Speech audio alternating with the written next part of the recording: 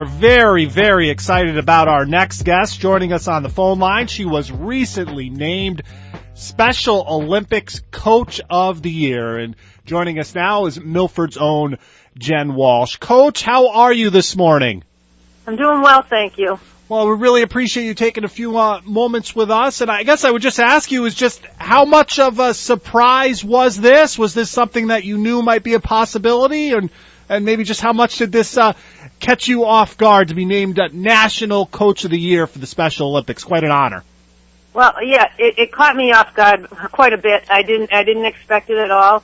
I had been told in November that I was nominated and a decision would be made in December, so I hadn't heard anything until this week. They surprised me really well.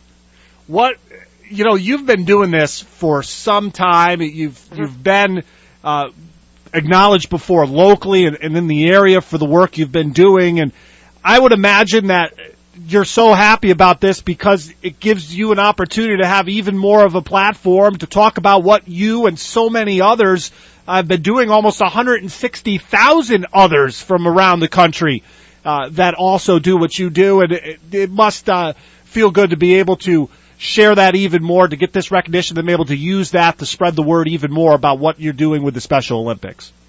Yeah, it does help a lot, and it does bring awareness, and that's the best part of the award, and the fact that it could bring more opportunities to our athletes.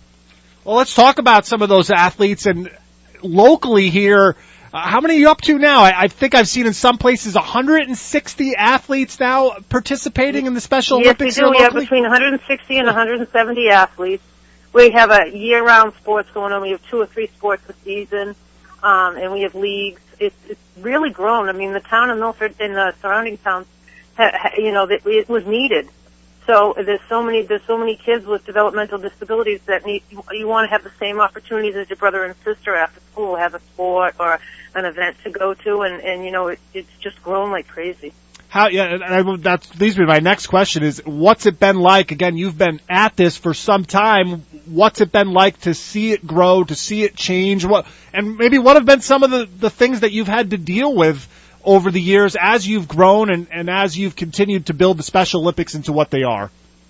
I mean, it really has been, there's so many wonderful people that have stepped up and helped me, and as word spreads, you get more and more help in, and we do a road race every year to raise funds. The biggest thing is to raise the funds, and the more people that get involved, it gets easier, and the more athletes that are involved, it just spreads like crazy. It just is a wonderful thing. I would imagine mentoring with other people in the community to try to build it up at that level. I would imagine that's been extremely important over the years.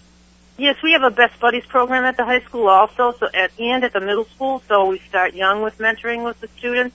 And Hopedale High and Milford High have been constantly involved in our Special Olympic programs and sending students over. So we have, and the coaches themselves do a lot of mentoring too. Well, how many sports now are you up to? 32, I think it is? Yes, it is. There's 32 teams. Right now it's basketball season. We have 5 basketball teams. 5 basketball teams. And so what's spread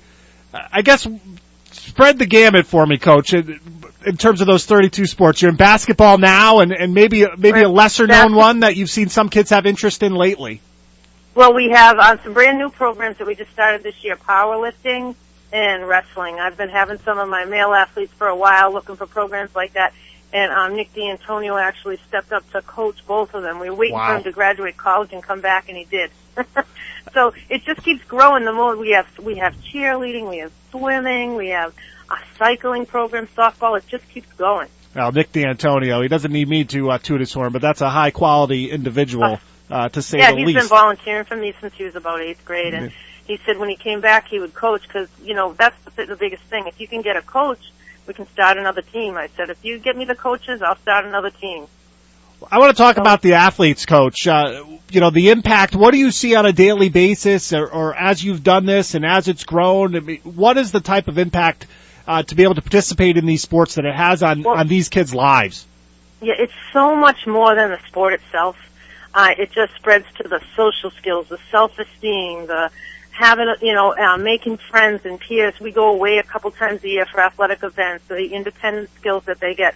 I mean, it's so much more than the sport. That's why I'm so passionate about Special Olympics, because it opens up it gives the kids the skills to get so many more opportunities in their life as far as employment, independent living skills, and things like that. Well, one of the traits, that I hear talked about you is your ability to bring people together. What's the secret for those of us that maybe aren't as successful at doing that, Coach Walsh? How are you able to bring the volunteers, the coaches, the partners, sponsors, obviously, and then, of course, the athletes, to help them, as you said, to teach them. You're teaching them skills that go well beyond the athletic field, you hope, that they're going to be able to continue to use. I mean, guess what's the secret if you can share it with us? I'm not sure what the secret is. I can just tell you that I absolutely love to go to work every day. I love what I do, and I'm just very passionate about it. I enjoy my job, and I enjoy coaching, and I think it just spreads, and that brings other people in. How about your work over at Milford? I know a lot of people are familiar with it, but maybe for those that aren't, in terms of the work that you also currently do in the Milford school system. I am a vocational coordinator. I run a program for 19 to 22-year-olds with intellectual disabilities, and it's all about giving them the skills so when they turn 22 and go into the adult programs, they have the job skills, the independent skills. And so that's why Special Olympics works so well for me, because it all really does tie in together. So we are all working on the same goals. So Sure. My vocational program and Special Olympics have the same goals for these students.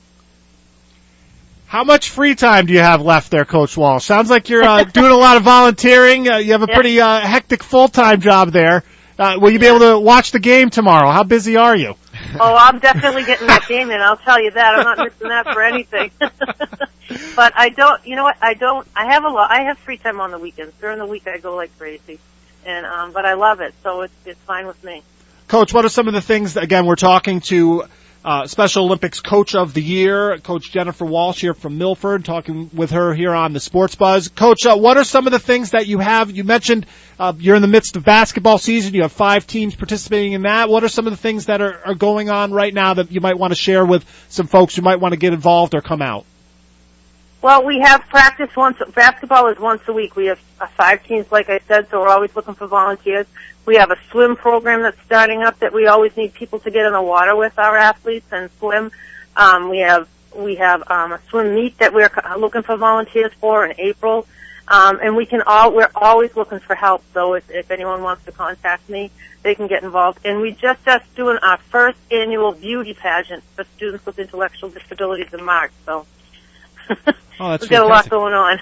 Well, please don't be shy, and we'd love, if there's anything you ever want to promote or share, feel free to reach out to us. We'd love to help out in that regard as well. And good luck with the rest of basketball season, and congratulations again on the award. And how does it work? Is there a banquet or anything that you'll go to now? Has that already happened? Is there anything? I'm not sure. They're filling me in little by little. I'm getting these emails and phone calls from Special Olympics, so I'm all set for the weekend so far. You'll get a call the night before. Yeah, that's right. The night before, you got to show up tomorrow.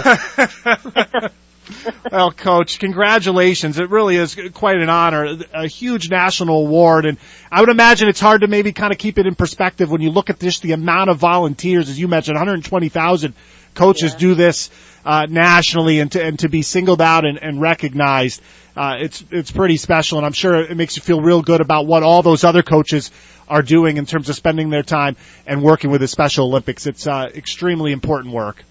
Yes, it is, and I'm very humbled by it. Well, Coach Walsh, congratulations, and hopefully we'll talk to you again real soon. Okay, that sounds great. Have a great day.